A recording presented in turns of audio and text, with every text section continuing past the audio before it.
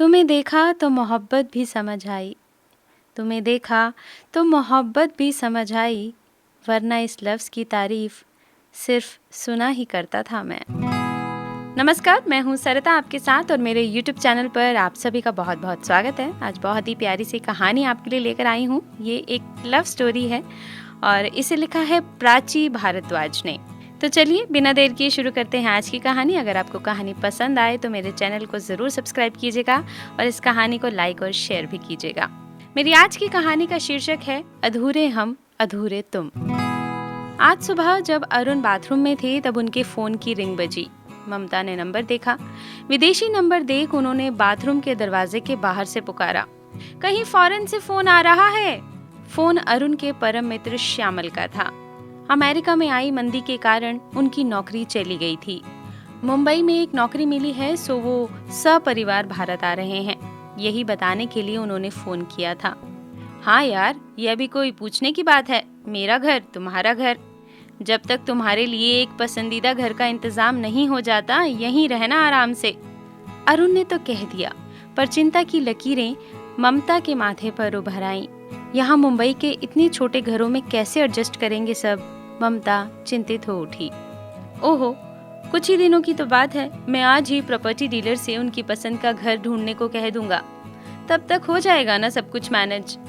मगर उनके देखे चुने बिना घर कैसे फाइनल हो सकता था? सो श्यामल, उनकी पत्नी निशा और उनका बेटा निनाद भारत आते ही सबसे पहले अरुण और ममता के घर पहुंचे। ममता अपनी प्लानिंग कर चुकी थी। अरुण, वह और उनकी बेटी धूर्वी ड्राइंग रूम में और उनका इकलौता बेडरूम मेहमानों के लिए। श्यामल और उनकी पत्नी निशा का बेटा निनाद और इधर अरुण और ममता की पुत्री धूर्वी। उस वक्त करीब 17-18 वर्ष के थे जब पहली बार उनकी मुलाकात हुई। यह ऐसी मुलाकात नहीं थी जिसका इंतजार दोनों कर रहे हों। धूर्वी अपना कमरा, अपनी अलमारी और अपनी स्टडी टेबल छिन जाने से परेशान थी, तो निनाद टीनेज में अपने दोस्त, अपना स्कूल, अपना शहर और अपना देश छोड़कर यहाँ आने की वजह से दुखी था। वह खुद उस वक्त एक अलहड़ लड़की थी जो जिंदगी के हर एक पल को अपने अर्थों में जीना चाहती थी। गोल मटोल चेहरा, सांवली सूरत, फैशन की ओर कम ध्यान, लड़कों की तरह छोटे छोटे बाल, बॉयज ड्रेस पहनना और साइकिलिंग उसके शौक हुआ करते थे।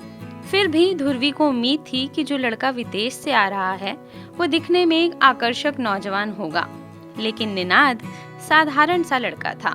लंबा, पतला, गोरा, बालों को जेल लगाकर एक और चिपकाया हुआ और हल्की उगती दाढ़ी मूछें। निनाद अक्सर सकुचाया रहता, न खुलकर खाना खाता और ना ही किसी से बातचीत, बस अपने फोन में कुछ देखता पड़ता रहता। एक ही घर में रहने की वजह से ममता खाना परोसने के बाद निनाद को और खिलाने के क्रम में उलझ जाया करती। ओहो, फॉरगेट इट ममता, निशा उसे रिलैक्स करने को कहती। लेकिन ममता तो एक हिंदुस्तानी माँ और उस पर मेजबान। ममता रुकती भी तो कैसे? धुर्वी इन दिनों स्वयं को काफी उपेक्षित महसूस कर रही थी। मम्मी उसकी और नखरे उठा रही थी निनाद के। अगर निनाद उसमें थोड़ी रुचि दिखाता तब भी कुछ बात बनती, लेकिन यहाँ तो वो ऐसे बिहेव करता जैसे उसे किसी से कोई लेना देना नहीं। दरअसल निनाद के आने से धुर्वी के जीवन में पहली बार एक लड़के के लिए जरा चेतना जागी। उसने स्वयं को आईने में निहारना शुरू कर दिया। अपने गोल कपोलों पर वह जरा सी झींक भी उठती थी। जी करता निनाद की तरह पतली हो जाए। अब उसे लंबे बालों को अदा से झटकने की इच्छा होने लगी। उफ, उसने पहले ऐसा क्यों नहीं सोचा? क्योंकि अब वो 17 साल की हो चुकी है। अब कोई वो 10-12 साल की बच्ची नहीं रही। धुर्वी के अंदर आकर्षण पनपने लगा, एक केमिस्ट्री जो उसे निनाद की ओर खींचते हुए चार्ज कर जाती। अब जब भी वह रोमांटिक गाने सुनती तो उसके होठों पर एक हल्की सी मुस्कान आ जाती। आजकल वह अपनी नोटबुक के अंत में कुछ डूडल भी करने लगी थी। एक अधूरा सा स्केच जिसमें एक लड़का होता, एक लड़की होती। प्यार भरे आकर्षण में विवेक कहाँ होता है? वहाँ तो बस एक झुकाव होता है, एक खिंचाव होता है जो हमारी हर भावना को प्रभावित कर देता है। आजकल धुर्वी के मन की परतें निनाद के नाम लेने भर से फड़फड़ाने लगी थीं, पर निनाद में ऐसी कोई बात उसे दिखाई नहीं देती थी। वह तो उसे देखे बिना ही उसके सामने से गुजर जाता। अपने कमरे में या फिर कहें कि धुर्वी के कमरे में घंटों अकेले बिता देता, जबकि ध्रुवी उसे देखने के लिए अक्सर घर में बहाने बनाती, इधर उधर घूमती रह जाती। खाना भी अक्सर वह अपने कमरे में ही खाता। एक ही घर में रहते हुए भी दोनों का आमना सामना बहुत कम हुआ करता था। क्या ये इसलिए क्योंकि निनाद ऐसा ही चाहता है? शायद ये ध्रुवी का क्रश था, प्यार नहीं। क्योंकि प्यार में तो वो और भी गहरी, डुबो देने वाली तरंगे होती होंगी, वह ऐसा सोचा करती। अगर उसके दिल को प्यार हुआ है तो उसका प्यार निनाद तक पहुंच क्यों नहीं रहा? दूर दूर से देखने भर को प्यार की संज्ञा दे सकते हैं। आखिर यह उसका पहला प्यार था। उसने कौन सी प्रेम में डिग्रियां हासिल की थी? उसका यूं विचलित होना तो स्वाभाविक ही था। लगता तो वो प्यार ही था, किंतु इस स्टेज पर उसे प्यार की तीव्रता का कोई अंदाजा नहीं था, और ना ही वह उन दोनों के बीच में स्थापित हो रहा था जिसकी उसे आशा थी।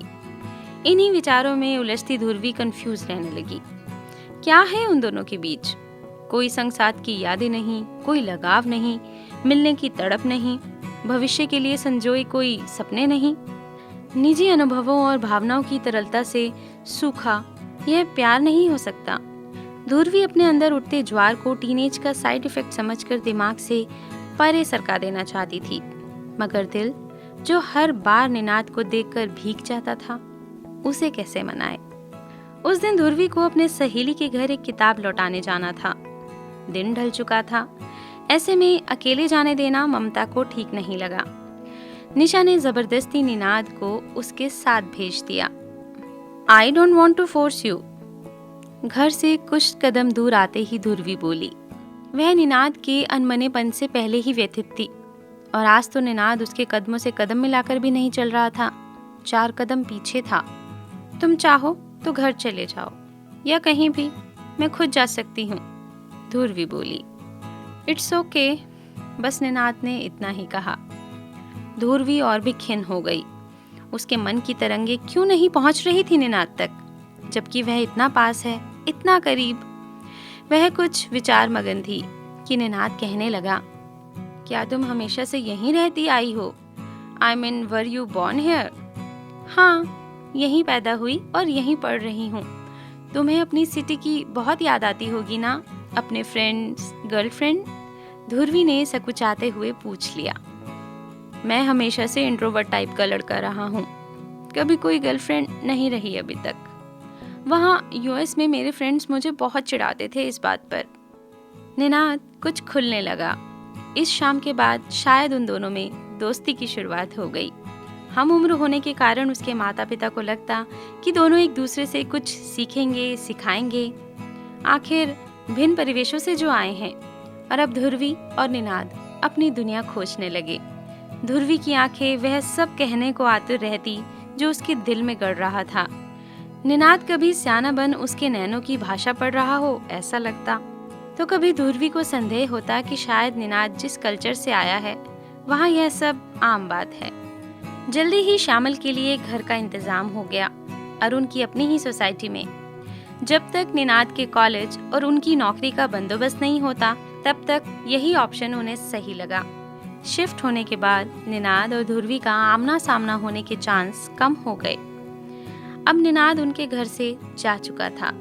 ध्रुवी भी उन्हें बाय कर अपनी दिनचर्या में व्यस्त हो गई। इसके बाद क्या हुआ इस कहानी में? क्या ध्रुवी कभी अपने दिल की बात निनाद को बता पाई? क्या निनाद भी वही महसूस करता था जो ध्रुवी महसूस करती थी? ये हम जानेंगे इस कहानी के अगले भाग में, तो इंतजार करिएगा। जल्द ही लेकर आऊंगी इस कहानी का दूसरा भाग। तब तक के लिए अपना ख्याल रखिए। बाय।